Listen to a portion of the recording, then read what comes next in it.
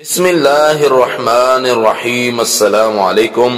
اونٹ کو صحرا کا جہاز کہا جاتا ہے اور ماہرین کے مطابق یہی وجہ تھی کہ جب گوگل کے میپنگ مشن کے لیے ماہرین نے صحرا کا رخ کیا تو انہیں اس صحرائی جہاز سے مدد لینا پڑی۔ آج ہم بات کریں گے صحرائی جہاز اونٹ کے بارے میں اور آپ دیکھ رہے ہیں دی نالج۔ اونٹ عجیب و غریب خصوصیات کا حامل ہے جو اسے دوسرے جانوروں سے ممتاز کرتی ہیں۔ حقیقت یہ ہے کہ وہ اللہ کی نشانیوں میں سے ایک نشانی ہے جس کے بارے قرآن میں یہ کہا گیا، افلا ينظرون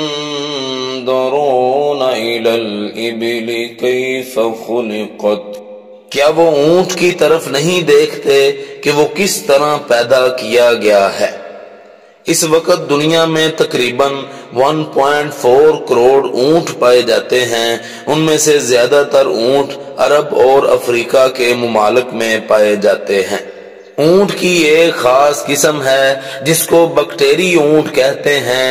ان کی تعداد دنیا میں صرف 14 لاکھ ہے، جس کے بچاؤ کے لیے خصوصی اقدامات بہت ضروری ہیں، اور پاکستان میں اونٹوں کی تعداد زیادہ تر سندھ اور بلوچستان کے اندرونی اور ریگستانی علاقوں میں ہے۔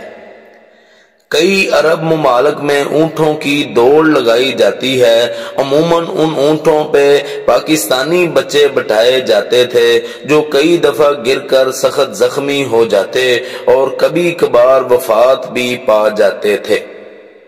اس وجہ سے ان عرب ممالک میں اب اونٹ کی دوڑ میں روبوٹ بٹھائے جاتے ہیں جو دور سے کنٹرول ہوتے ہیں، اور بچوں کو دوڑنے والے اونٹوں پر بٹھانے پہ پابندی لگا دی گئی ہے۔ اونٹ کی اہمیت کو اجاگر کرنے کے لیے 22 جون کو اونٹوں کے عالمی دن کے طور پر منایا جاتا ہے۔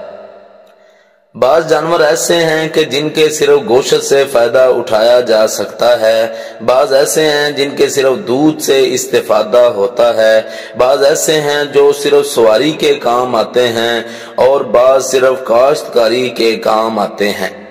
لیکن اونٹ ایسا جانور ہے جس میں یہ تمام خصوصیات پائی جاتی ہیں۔ اس کا گوشت بھی قابل استعمال ہے اور دودھ بھی، یہ سواری کے کام بھی آتا ہے اور کاشتکاری کے لیے بھی اس سے کام لیا جاتا ہے۔ اونٹ زیادہ طاقتور اور قوت رکھنے والا جانور ہے۔ یہ بہت زیادہ سامان اٹھا لیتا ہے، اور تعجب کی بات یہ ہے کہ جس وقت وہ بیٹھا ہوا ہو تو بھاری بوجھ اس پر رکھ دیتے ہیں اور ایک ہی حرکت کے ساتھ اپنے ہاتھوں کے سہارے کھڑا ہو جاتا ہے، جبکہ دوسرے جانور اس قسم کا کام نہیں کر سکتے۔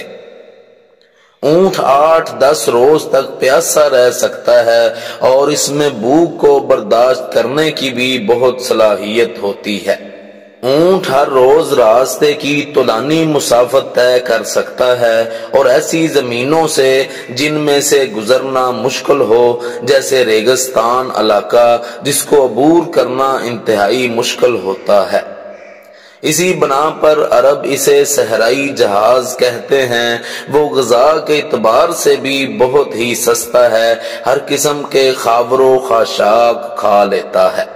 وہ غذا کے نامناسب حالات میں بیابان کے ایسے طوفان کے درمیان جو آنکھ و کان کو بہرا کر دے، اپنے مخصوص وسائل کے ساتھ جو خدا نے ان کی پلکوں، کانوں اور ناک میں مہیا کیے ہیں، مقابلہ کرتا ہے، اپنے سفر کو جاری رکھتا ہے۔ وہ اپنی پوری طاقت و قوت کے باوجود نہایت مطیع جانور ہے۔ ایک چھوٹا سا بچہ بھی اونٹ کی مہار ہاتھ میں لے کر جدھر اس کا دل چاہے انہیں لے کر جا سکتا ہے۔ اونٹ میں پتا نہیں ہوتا، شاید اسی وجہ سے اس میں صبر و تحمل اور برداشت کی بے پناہ قوت ہوتی ہے، اور اگر اسے غصہ آ جائے تو بے قابو ہو جاتا ہے۔ اونٹ کانٹے دار جھاڑیوں کو بڑے مزے سے کھاتا ہے اور ہضم بھی کرتا ہے، جس میں اس کو کوئی مشکل پیش نہیں آتی، کیونکہ اس کی انتڑیاں انتہائی مضبوط ہوتی ہیں۔ اس کے علاوہ اونٹنی کا دودھ اور گوشت بھی صحت کے لیے بہت مفید ہے، بلکہ گائے کے دودھ سے بہتر ہوتا ہے۔ اونٹ کی گردن کا لمبا ہونا ہی تو کمال ہے، یہی تو اس کو دوسرے جانوروں سے نمایاں کرتی ہے۔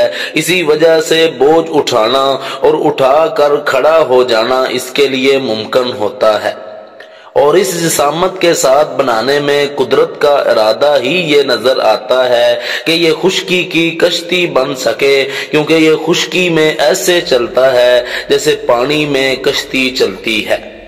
اسی طرف اشارہ ملتا ہے قرآن پاک کی اس آیت میں وَعَلَيْهَا وَعَلَى الْفُلْكِ تُحْمَلُونَ، اور تم ان پر یعنی اونٹوں پر بھی اور کشتیوں پر بھی لدے لدے پھرتے ہو۔ اونٹ کو اسلام میں کافی اہمیت حاصل ہے۔ عید الاضحیٰ کے موقع پر قربانی میں سب سے افضل اونٹ، پھر گائے اور پھر بکرا ہے۔ بچے اونٹ کی قربانی اور اس کو دیکھ کر بہت خوش ہوتے ہیں۔ رسول اللہ صلی اللہ علیہ وسلم نے فرمایا کہ قرآن کو یاد کرنے والے کی مثال بندھے ہوئے اونٹ کی طرح ہے، اگر تو مالک اچھی طرح خیال کرے گا تو وہ بندھا رہے گا، اور اگر وہ خبر گیری میں کمی کرے گا تو اونٹ بھاگ جائے گا۔